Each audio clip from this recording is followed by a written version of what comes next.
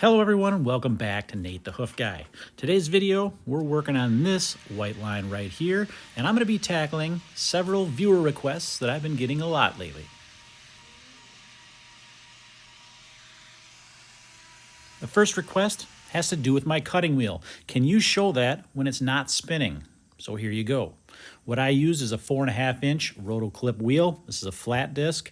You can see here it's got removable, replaceable carbides that go in there, just a little set screw. I use only 2 carbides in these. I removed 2. That way if I hit a rock, I don't damage 4 inserts. And 2 inserts make it a little bit more aggressive, which is what I'm looking for. Now let's get back to our cow from today. If you had to guess which one of those 2 marks on that medial claw is the problem one, which one would you guess? Well, let's follow along, see if you're right.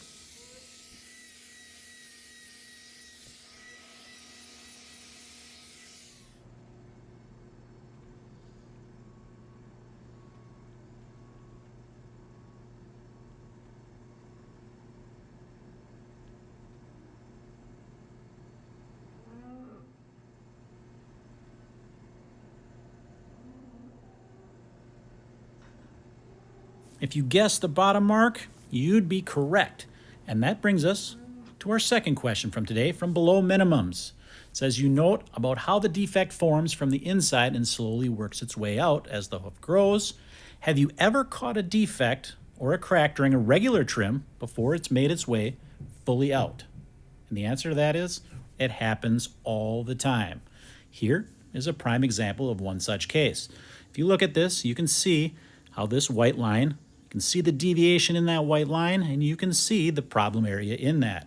Now, she's not exhibiting any symptoms at this time from this, but had I not intervened right now and left this, this would likely have made its way to the outside and eventually cause problems. Now let's look at a white line where it's not nearly as obvious.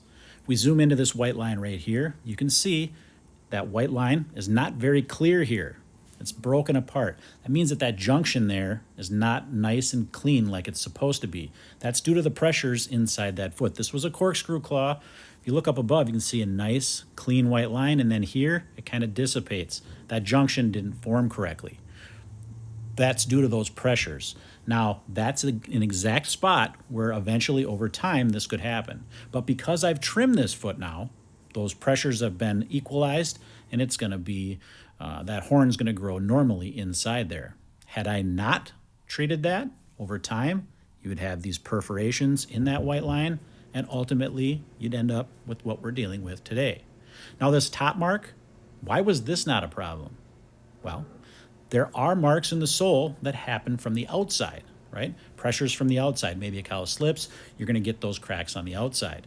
Those are obvious. Those are built into the way that the foot is supposed to function, right? And that's why that horn grows from the inside out with a hoof, because these cows are going to have, in nature too, they're going to have things that happen to the outside of the sole, and over time, that sole is going to break down. That's why we continually produce new horn from the inside to replace these outer layers.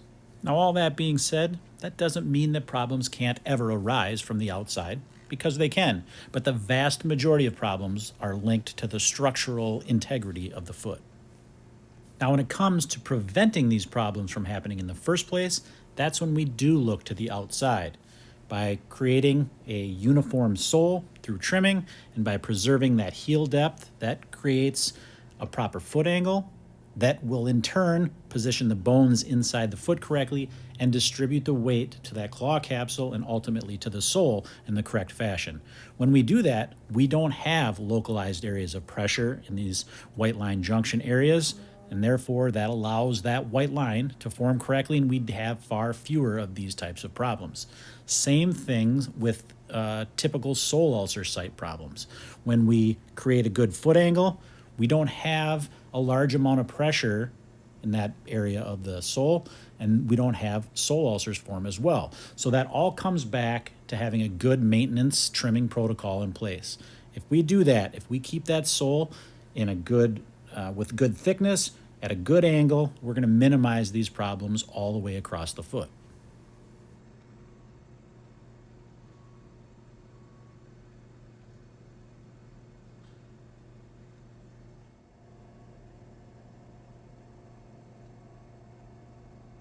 And if these problems do happen, well, you probably know the drill by now. We need to remove the loose horn from around it, apply a block to the other claw to take the pressures off of this claw completely so that that disruption can heal.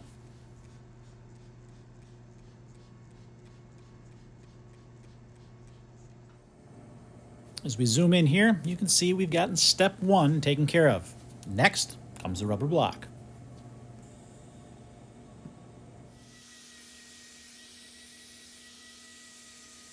Because we're on the topic of pressures, let's talk about this rubber block. Why do I usually use rubber blocks instead of using wood ones? Pressure. This rubber block is softer. So when this cow lands now that all the weight is being applied to that one claw, I want that block to absorb some of that pressure, and that's what the rubber block does. Not only that, but this rubber block maintains its shape. It doesn't wear a lot, so we get to keep that good thickness across that entire block, which preserves that foot angle now that all the weight is isolated on that one claw, and we don't end up with problems in that claw that has the block on it.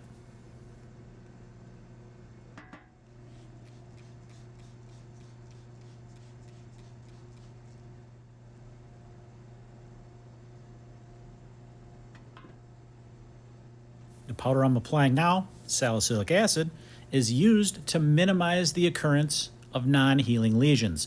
Most of what is referred to as a non-healing lesion has to do with digital dermatitis infiltrating and infecting that. Salicylic acid prevents that, and that's what I'm going for here. But now we've got this trim wrapped up. And as always, guys, I appreciate you watching, and we will see you all on the next one.